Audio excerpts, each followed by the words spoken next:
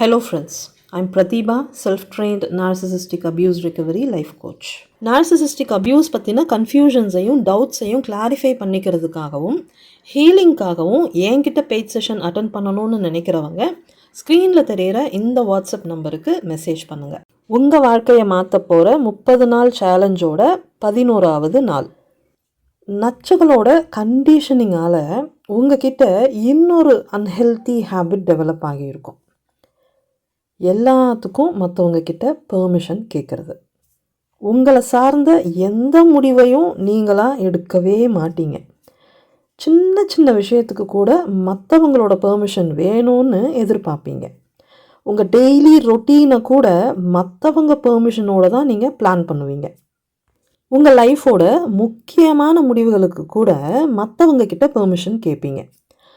Literally மற்றவங்க பெர்மிஷனோடு தான் நீங்கள் இந்த பூமியில் உயிர் வாழ்ந்துக்கிட்டு இருப்பீங்க. மற்றவங்க அனுமதி கொடுக்காம எந்த ஒரு காரியத்தையும் செய்யவே மாட்டீங்க. நீங்கள் இப்போ ஸ்டக்காகி இருக்கிற இந்த டாக்ஸிக் ரிலேஷன்ஷிப்பை விட்டு வெளியே வராமல் இருக்கிறதுக்கு முக்கியமான காரணம் என்னன்னு நீங்களே யோசிச்சு பாருங்கள். நீங்கள் உங்கள் ஃபேமிலி மெம்பர்ஸ் கிட்ட போயிட்டு உங்கள் சிச்சுவேஷனை எக்ஸ்பிளைன் பண்ணுவீங்க. இந்த ரிலேஷன்ஷிப்பை விட்டு நீங்கள் வெளியே வர்றதுக்கு அவங்க பெர்மிஷன் கொடுக்கணும்னு எதிர்பார்ப்பீங்க. ஆனால் யாருமே நீங்கள் எதிர்பார்க்குற மாதிரி சொல்லவே மாட்டாங்க. உங்களை இந்த ரிலேஷன்ஷிப்பில் இருக்க சொல்லி கன்வின்ஸ் பண்ணுவாங்க. நீங்களும் மற்றவங்களோட முடிவுக்கு கட்டுப்பட்டு தொடர்ந்து இந்த டாக்ஸிக் ரிலேஷன்ஷிப்பில் வாழ்ந்துட்டுருப்பீங்க. அதுதான் நடந்துக்கிட்டு இருக்கு இல்லையா? உங்களுக்கு எதனால் இப்படி ஒரு அன்ஹெல்தி ஹேபிட் டெவலப் ஆகிருக்கு?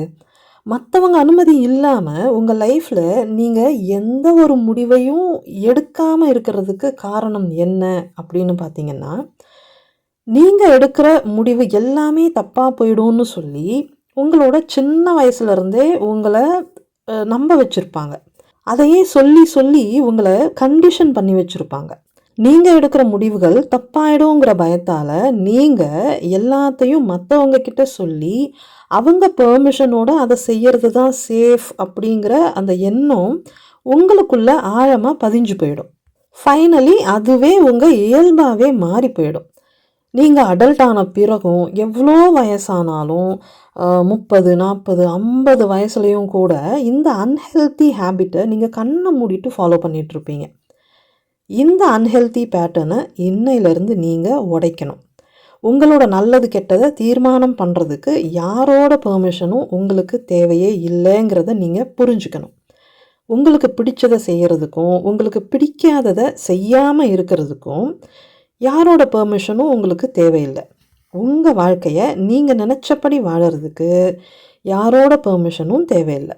உங்கள் லைஃப்பில் உங்களுக்கு எது வேணும் எது வேணான்னு முடிவு பண்ணுறது உங்களோட அடிப்படை சுதந்திரம்.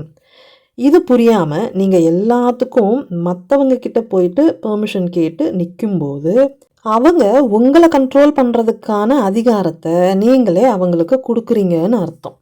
ஸோ இனிமே மற்றவங்க கிட்ட உங்கள் முடிவுக்கு பெர்மிஷன் எதிர்பார்க்கணுன்னு எந்த அவசியமும் இல்லைங்கிறத புரிஞ்சுக்கோங்க.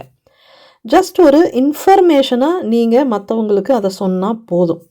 அவங்க அதுக்கு மறுத்து பேசினாலும் நீங்கள் உங்கள் முடிவில் தெளிவாக இருங்க. இன்னையிலேருந்து உங்கள் வாழ்க்கையை சார்ந்த சின்ன சின்ன முடிவுகளை எடுக்கிறதுக்கு ஸ்டார்ட் பண்ணுங்கள். அதுக்கப்புறம் பெரிய முடிவுகளை எடுக்கிறதுக்கான தைரியம் தானாக உங்களுக்குள்ளே டெவலப் ஆகும். பத்திரமா இருங்க, பாதுகாப்பாக இருங்க, சந்தோஷமாக இருங்க. Bye friends.